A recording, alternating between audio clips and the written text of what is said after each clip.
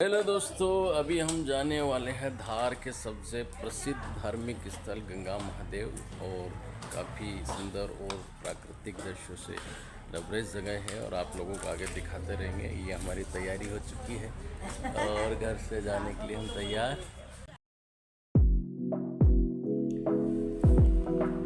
सभी जाने के लिए तैयार। मेरे जिया जी और दीदी दोनों, और हमारी गाड़ी भी रेडी और उसमें डीजे लोग गया फुल। हाय विवान, सोना नहीं अभी। और ये है मेरी बड़ी मम्मी और ये है मेरी मम्मी यानी अपनी मम्मी।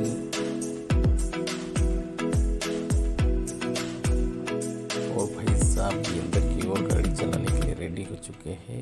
और ये बुजो कह रहा है कि मुझे भी जाना है, मुझे भी जाना, लेकिन आज इसके लिए कोई जगह नहीं है। भोला भाला मासूम था।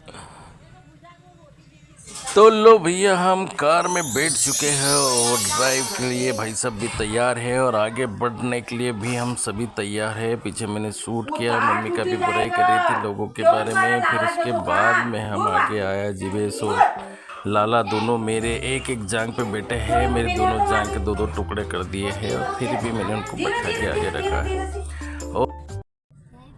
और हम निकल पड़े हैं अपने मंजिल की ओर। तेज गति से बढ़ते हुए हमने फटाफट रास्ता पार किया और पहुंच गए हाईवे की ओर से। सोनू रेस्टोरेंट को पार करते हुए हमने हाईवे पर अपनी गाड़ी तेज गति से दौड़ा दी।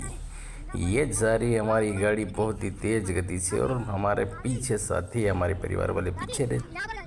हाईवे पर मौसम बहुत ही सुंदर और सुहाना लग रहा था। हमारे परिवार वाले दीदी और मम्मी भी पीछे सुंदर सुंदर दृश्य देख कर मोहित हो गए और हमने भी हमारी गाड़ी को थोड़ी तेज गति से भगाना प्रारंभ कर दिया। मम्मी काफ़ी डर गई, उन्होंने कहा कि धीरे धीरे गाड़ी चलाओ और आप लोगों से निवेदन है कि धीरे ही गाड़ी चलाए। थोड़ी देर में ही हमारे नरेंद्र भाई साहब भी पीछे से गाड़ी लेके आ गए। ये देखिए, उन्होंने हेलो बोला और पीछे की साइड में देखो तो बहुत ही सुंदर और शानदार सा दृश्य मुझे नज़र आ रहा। पैर, हमने भी एक्सीलेटर पे पैर रखा और अपनी भी गाड़ी को तेज गति से भगा दिया। आखिरकार 20 किलोमीटर की दूरी करने के बाद में हम हाईवे से मुड़ गए हैं लेफ्ट की और यहाँ पर हमने देखा कि गंगा महादेव सुल्तानपुर 2 किलोमीटर नज़र आ रहा है। यहाँ पर देखो तो चारों ओर बहुत ही अच्छे खेत और सुंदर सुंदर हरियाली नज़र आ रहे हैं। पास में कैंटीन भी है जहाँ से चाय कॉफ़ी आपको आसानी से मिल सकती है। मैंने इतना देर करते हुए पैदल पैदल वापस अपनी गाड़ी और बढ़ा और चारों ओर का जायज़ा लिया। काफ़ी अच्छा और सुंदर और मोहक नज़र आ रहा था। इसी के साथ में मैंने भी अपना एक सेल्फी फ़ोटोज़ लिया ताकि मैं भी कैमरे के सामने नज़र आ सकूं। ये देखिए, दाईं तरफ और बाईं तरफ चारों तरफ आपको बहुत ही अच्छे सुंदर से हरियाली नज़र आएगी और हम भी आगे जाने के लिए तैयार हो गए।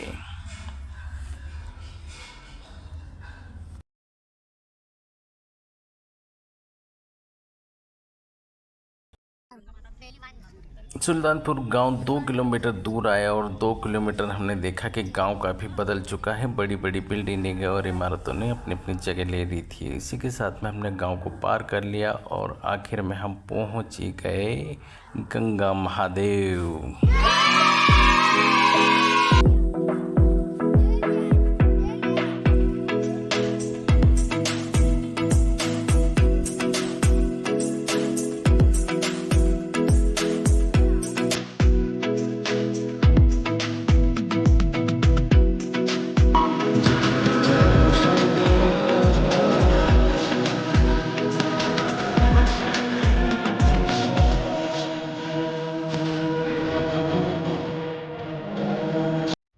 यहाँ पहाड़ की ऊंचाई से हम अब धीरे धीरे करके नीचे उतरेंगे। बच्चों को अब धीरे धीरे से उतारिएगा ताकि कोई किसी को चोट ना लग जाए। हम धीरे धीरे आगे बढ़ रहे हैं और हमारे साथ में हमारे परिवार वाले भी आगे बढ़ते जा रहे हैं। मैंने जल्दी से अपने कैमरों को चारों ओर घुमाया और देखा कि चारों तरफ बहुत ही सुंदर सुंदर वातावरण नज़र आ रहा था। ऊपर से मम्मी और ये भी नीचे उतरते हुए आए। मैंने एक शूट अपनी ओर लिया और सारे लोगों को कैप्चर करने की कोशिश करी।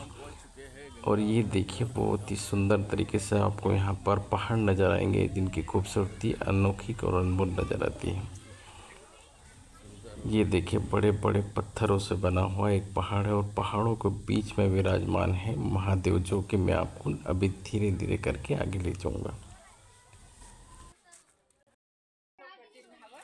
बड़े से पर्वत की ये लंबी लंबी ऊंची ऊंची हाइट देखकर दिल कर रहा था कि वहीं पर बस जाए। बहुत ही सुंदर सा वातावरण मुझे नज़र आ रहा था और मैं धीरे धीरे चारों ओर देख रहा था। काफ़ी सुंदर सा माहौल नज़र आ रहा था और प्रकृति ने चारों ओर गंगा महादेव को घेरे हुए नज़र आ रहा था। बड़े बड़े पहाड़ और पर्वत और हरियाली, वाकई में इतनी खूबसूरती कहीं और नज़र नहीं आती।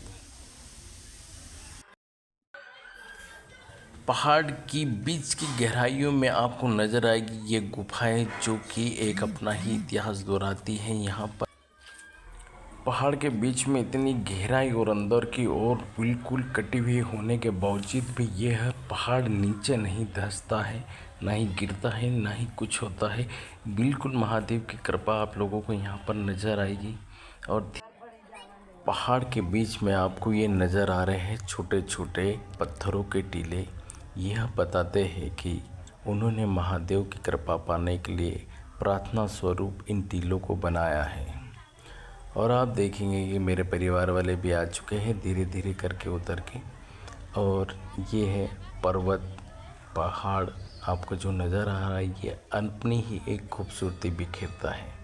यहाँ पर अनेक श्रद्धालु आते हैं और ये जब बारिश के समय में होता है तो यहाँ पर एक बड़ा सा झरना गिरता है। और इस तालाब में कहा जाता है कि नाग देवता की असीम कृपा बनी हुई है और जो कि जोड़े में यहाँ पर विराजमान है।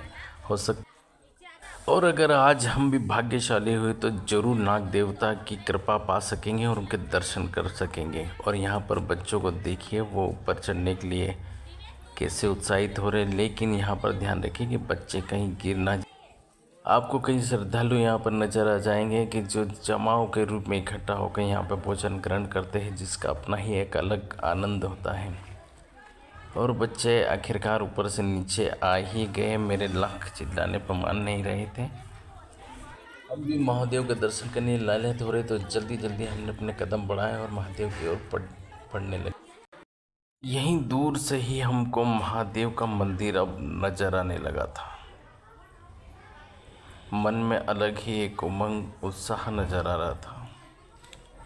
और तालाब में ठहरा हुआ यह पानी अपनी ही एक खूबसूरती बिखेर रहा था।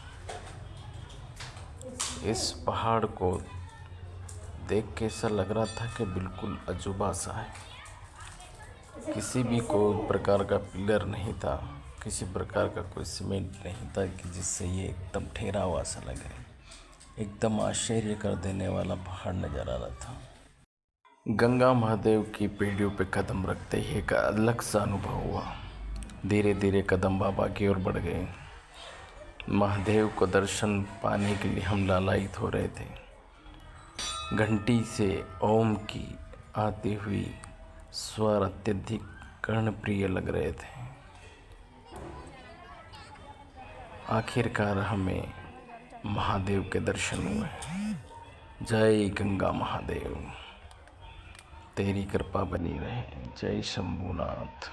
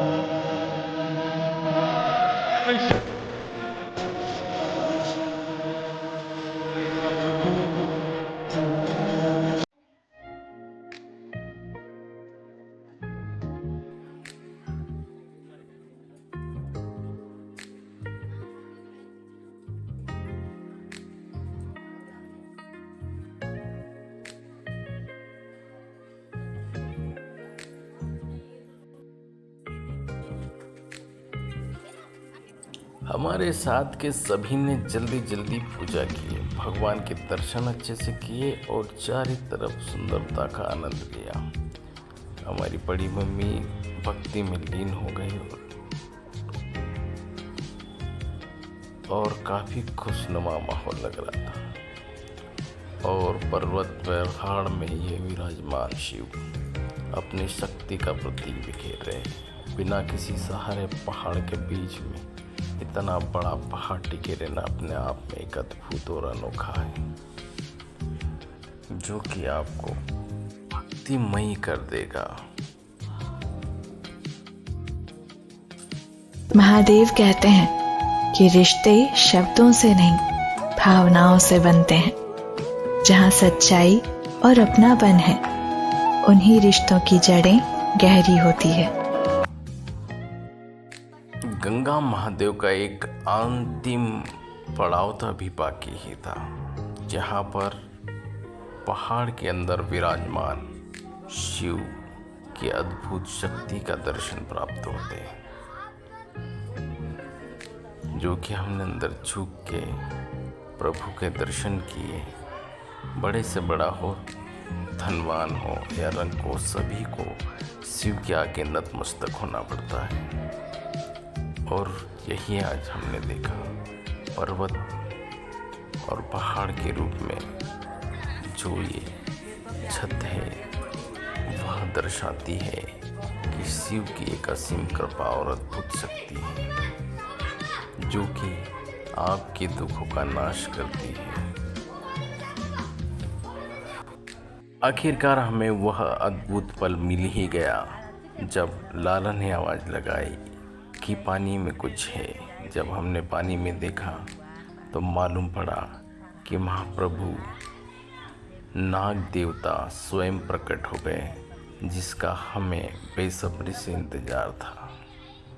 अंततः हमने नाग देवता के जोड़े के साथ में दर्शन किए और इस प्राकृतिक वातावरण को अपनी आँखों में सदैव के लिए संजो लिया। काफ़ी अद्भुत, सुंदर और प्राकृतिक दृश्यों से परिपूर्ण ये स्थल आत्मीय शांति का प्रतीक है और झील की गहराई अनंत शांति का प्रतीक स्वरूप लगता है। भगवान की शिव की कृपा पाने के लिए कई श्रद्धालुओं ने यहाँ पर पत्थरों के टीले बनाए ताकि उनकी मनोकामना प्रभु शिव यथाशीघ्र पूर्ण कर दे। और हमने भी प्रभु की कृपा पाने के लिए, उनका आशीर्वाद पाने के लिए अपने हाथों से पत्थरों के टीलों का निर्माण किया।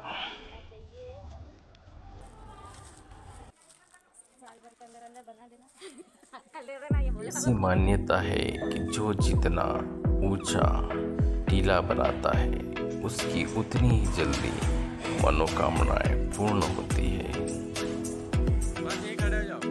आखिरकार प्रभु के दर्शन करके हमारा जीवन धन्य हो गया। हमने आखिर में आए और हमने सबने फोटो सेशन किया। प्राकृतिक वातावरण में हम घुल मिल से गए थे और आखिर में हमारा सफ़र ख़त्म होने वाला था। धीरे धीरे करके हम आगे बढ़ रहे थे, लेकिन इस प्राकृतिक दृश्य और बाबा भोलेनाथ को छोड़ के जाने का मन नहीं कर रहा था। हम सब लोगों ने एक स्मरणीय स्वरूप तस्वीर खींची और धीरे धीरे करके वापस चढ़ाव चढ़ के ऊपर आए। काफ़ी सुंदर मनमोहक दृश्यों को अपनी आंखों में हमने संजो लिया था। इस तरह हमारा गंगा महादेव का सफ़र पूरा हुआ। जिस प्रकार से हमने दर्शन किए, प्रभु के दर्शन हर किसी को प्राप्त हो, प्रभु की कृपा आप सभी पे बनाए रहे। इन्हीं शुभकामनाओं के साथ में आप लोगों को पुनः जय भोलेनाथ सबके साथ। जय प्रभु, जय शंभुनाथ।